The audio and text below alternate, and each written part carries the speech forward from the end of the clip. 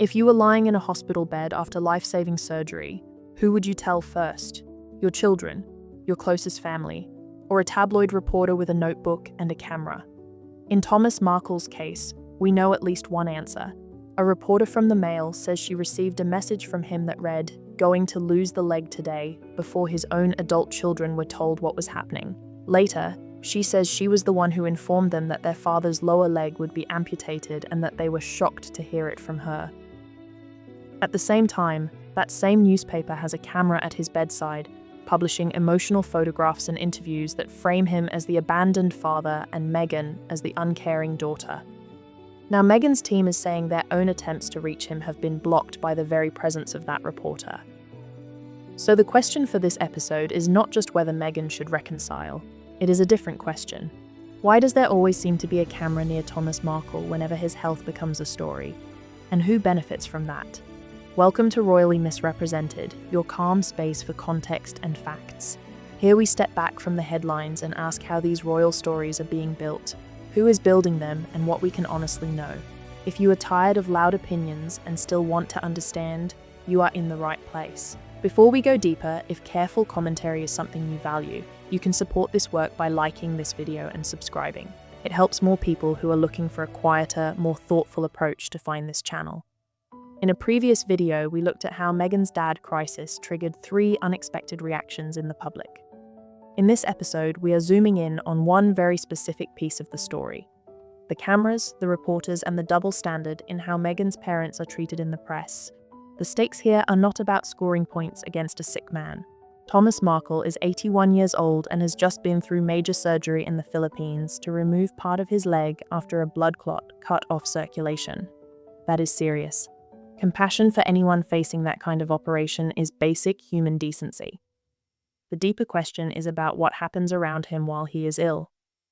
We are looking at patient privacy, at the ethics of camping by a hospital bed with a camera, and at how these images are used to pressure one woman in particular. There is another layer too. The way the media treats Meghan's white father and her black mother is not the same. Thomas, who has given repeated interviews criticized his daughter, is still often framed as a victim. Doria Ragland stays mostly silent and yet has been smeared in some spaces as absent or even criminal, despite no credible evidence to support those claims. So this is not only about one family, it is about how race, class, and old narratives shape who we are told to feel sorry for and who we are told to doubt. Let us start with the latest hospital story and then pull back to see the pattern. According to multiple reports, Thomas Markle was admitted to a hospital in Cebu at the start of December, after doctors found a blood clot that had cut off circulation in his leg. His son, Thomas Jr., has said that his father's foot turned blue and then black, and that the amputation was a matter of life or death. In the days that followed, the Mail on Sunday, and the Daily Mail began publishing photographs and interviews from his bedside. In one interview, he lay in a hospital gown, tubes visible, telling readers that he did not want to die estranged from Meghan, and that he wanted to meet his grandchildren. At the same time, those reports insisted that Meghan had not contacted him at all. Hospital staff were quoted saying they were not aware of any call, and his other children repeated that story to the press. Then the picture shifted. Meghan's spokesperson went on the record to say she had been trying to reach her father after learning of the surgery, that she had been ringing hospitals in the Philippines, and that it had been extremely difficult to get a private message to him. They said a Daily Mail reporter had placed herself at his bedside, and that the newspaper was not responding to their attempts to make contact.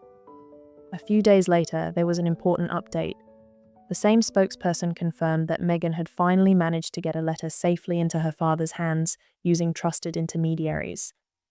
The Mail's publisher denied any ethical breach and said their reporter was a long-standing friend of Thomas, present with his consent, and that she had even shared his contact details with Meghan's team. Now add one more detail. In the Mail's own telling, their reporter Caroline Graham says she received a text from Thomas that read, "Going to lose the leg today." She then says she called his son and his other daughter with that information, and that they were stunned to hear the news from her first. Other outlets picked up that detail and asked the obvious question: why was a tabloid reporter told about a major surgery before his own children who live with him and claim to be his carers? That is where the title of this video comes from. There is a pattern in who Thomas reaches out to and who seems to be present during his worst moments. Again and again, a reporter stands very close to his hospital bed. To see that pattern, we need to step back in time. Before Meghan's wedding in 2018, Thomas was already in contact with the press. He worked with a photographer to stage a series of images that appeared to show him getting ready for the big day. The Mail on Sunday later published security camera footage showing those photos being set up with the paparazzi, exposing the arrangement and triggering a global embarrassment. Meghan's team had reportedly been asking for privacy for him at the same time. Then came claims of heart attacks and hospital stays right before the wedding, which quickly made their way into outlets like TMZ and British tabloids. In 2022, he suffered a stroke. Once again, there were rapid reports of ambulances, emergency care, and images of him being transported for treatment, all discussed widely in the press. Now, in 2025, we are seeing the same shape. A life-threatening condition, a rush to hospital. Then almost immediately, a tabloid narrative with pictures and quotes from his bedside, calling on Meghan to come, telling the world he still has the same phone number, and insisting he has heard nothing from her. Only later do we hear Meghan's side, that she tried to find him through official and medical channels, and then resorted to a letter delivered through trusted people because the reporter at his bedside was making things harder, not easier. This is not an accident, it is a system. A tabloid relationship where private pain becomes content very quickly, and where the presence of cameras shapes the public story about who is caring and who is cold. There is also the question of hospital privacy. In some of the first reports about this amputation, unnamed staff in the hospital were quoted saying they would know if Meghan had called and that there had been no contact. Later, other outlets reported that she had in fact been calling hospitals and sending emails. We do not know which staff spoke, what exactly they were told, and how much they could see of calls coming in. We do know that talking to international press about whether a specific patient has received contact from a relative sits very close to the line on medical confidentiality. At the same time, Meghan has a long documented history of watching her private attempts to speak with her father turned into public headlines.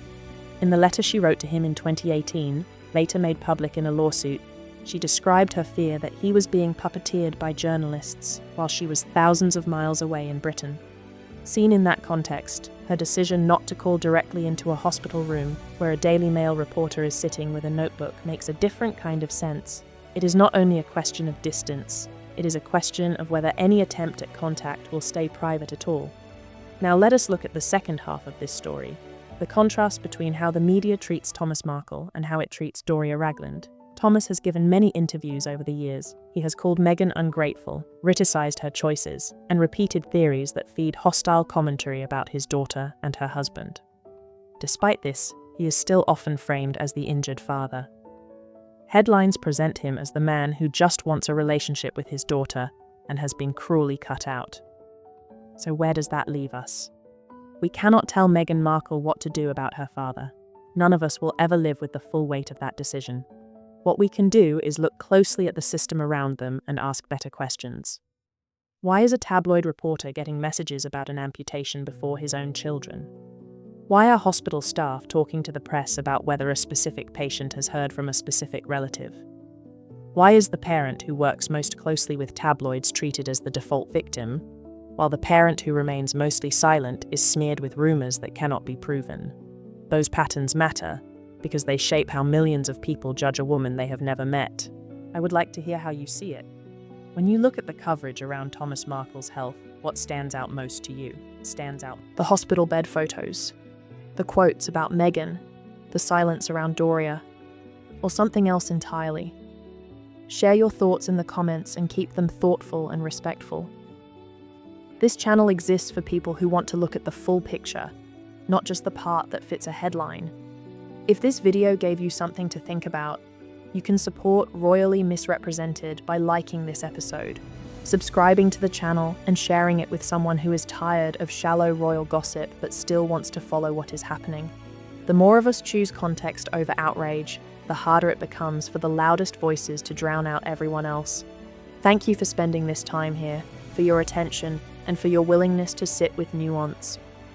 Take care of yourself and of the people you love, even when the story is complicated. Until next time.